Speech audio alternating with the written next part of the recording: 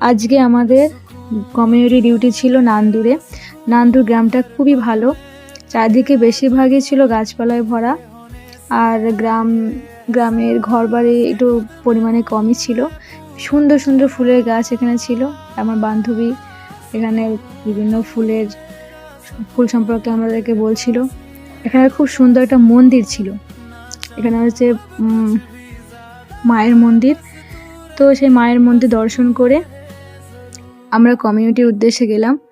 তো এখানে এই যে সেন্টারটা ছিল খুবই ছোট কিন্তু খুবই সুন্দর, আর এখানে মানে গরমটা অত ছিল না, অনেকটা গরম কমও ছিল। তো আমরা সেন্টারে যাওয়ার পর আমরা তারপর চলে গেলাম হোম ভিজিট করতে। তো হোম ভিজিট বিভিন্ন জায়গায় করলাম, আর এটা ছিল সেন্টারের ইনডোর, বসার জায়গা আছে, হাওয়া বাতাস সবই আছে, খুব সুন্দর।